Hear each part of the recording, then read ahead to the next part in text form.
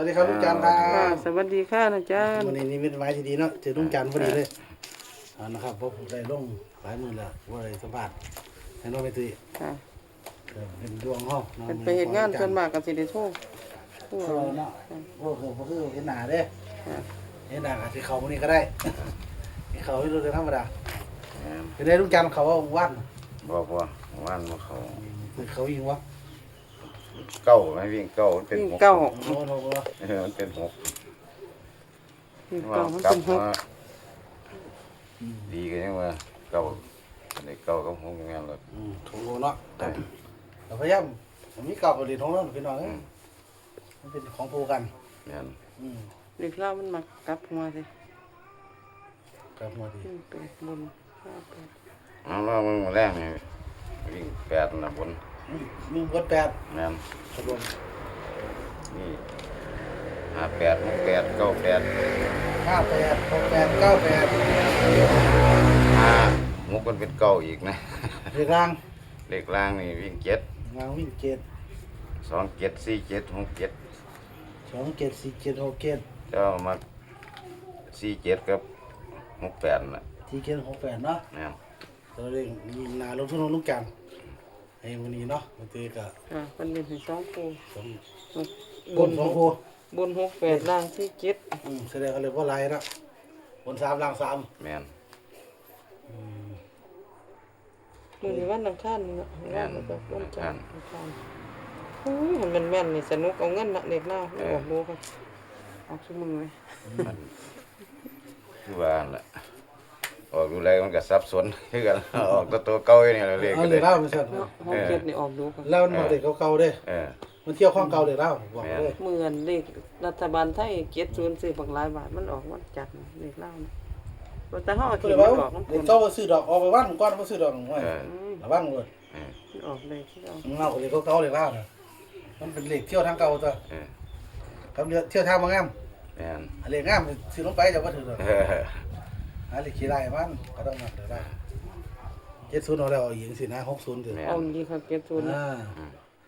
เลขกันว่าเลขที่2กับ2 6 2 8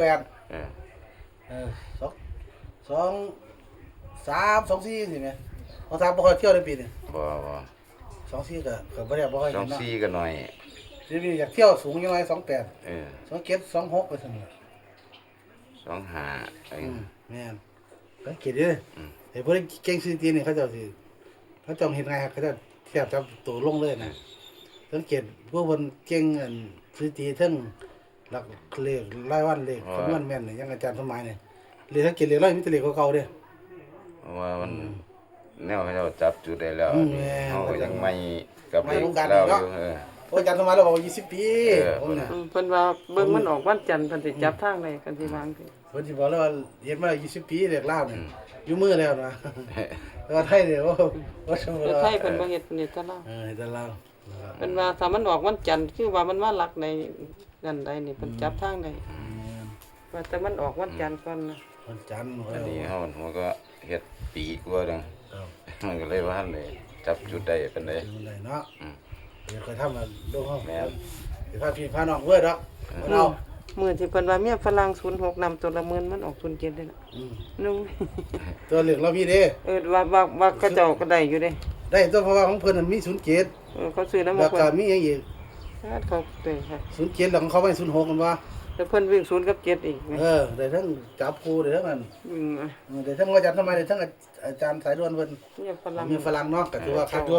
เดี๋ยวสิขอเพิ่นอีกตัวสายด่วนมีฝรั่งน่ะ ฝรั่ง 60ตัวเดียวเนาะออก70มั้ย อืม โอ้ถือว่าบ่ธรรมดาเนาะ 06คู่เดียว สามารถจับตัวเดียวกันเข้าตัวนึง เพิ่นได้มาแต่ไส โอ้ตัวนึงมันแรงที่แม่ครูบาอาจารย์นั่นละ ได้คู่เดียว เอาแล้วจับบ่หลายคือไปซ้ายแล้วไปแล้วจับบ่หลายเขาคือเขามัน ตัวให้ลงเรื่อยๆพี่น้องจับจะว่าเอา แม่น อาจารย์ร้องเฮียนเขาจ่อเขาฮอดวันศุกร์วันเสาร์มาเนี่ยห้วยเริ่มแม่นแล้วเด้อบัดนี้เพิ่นจ่อเขาได้ว่าต้อมเขามาวันพฤหัสศุกร์เนี่ยเนาะตบกินเลย เออ แล้วเก่าเด้อเพิ่นเราประจำนะ แม่น เราไว้ต้อมเขาไกลแล้ว นี่กันนี่มันก็บ่ไปใส่มันสิแต่หม่องเก่าสัง เด็ก เก ขอ ต งเก่าเด็กลาว เปลี่ยนอยู่07 0หยังจัง ครั นั้ บ น ตำลาวเด้อมื้อนี้นะครับเด้อนะครับเหมือนกัน ถ้าปีนี้เก่ายังบ่ค่อยมาเลยสังเกตดูเลย แม่น เปลี่ยนเปลี่ยนอยู่จัดเลขเก่าเลขเล่าวกัน นะครับลุงจานไหมานะครับวิ่ง8บนจับ5 8 6 8 9 8เราเลือกลางวิ่ง7 2 7 4 7 6 7ครับผมนะครับสำหรับลุงจานวันนี้เด้อนะครับเป็นเลขเป็นบ้านฟังลาวนะเป็นมักกระจับไปนะมักกระพานซื้อพอดีพองามเนาะ